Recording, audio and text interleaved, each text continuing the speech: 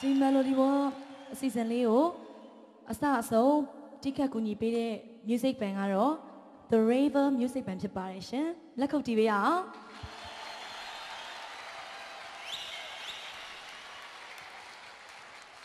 ကဲရခိုင်အခုအစီအစဉ်လေးကိုစလိုက်အောင်ပထမဆုံးဘယ်လိုဖိတ်ခေါ်မလဲအစီအစဉ်ပထမဆုံးတယောက်အနေနဲ့2007 Melody War The Best of Melody War ဆုကိုရရှိထားတယ်ကိုထက်နေကြီးကိုဖိတ်ခေါ်လိုက်မကောင်းလားဟုတ်ပါတယ်ကိုထက်နေကြီးကိုဖိတ်ခေါ်ပါတယ်မင်္ဂလာပါဒီတစ်ခေါက်ကတော့ဝါသနာရှင်အနေနဲ့ရှင်ပြိုင်တာမျိုးမဟုတ်တော့ဘူးเนาะဟုတ်ပါတယ်ဒီတစ်ခေါက်ကတော့တကယ် professional အနေနဲ့တီဆိုဖျော်ပြတာမျိုးဖြစ်သွားပြီเนาะအဲ့တော့ဒီတစ်ခေါက်ဘာသချင်းလေးနဲ့ဖျော်ပြမှာလဲကျွန်တော်2009 Melody War Final မှာပေါ့နော်ကျွန်တော်တီဆိုခဲ့တဲ့တချင်းလေးနဲ့ဆိုမှာပါပရိသတ်ကြီးလည်းသိပြီးသားဖြစ်မှာပါเนาะဟုတ်ပါတယ်အရန်ကောင်းတဲ့ချင်းလေးပါအားဆင်ကြပါ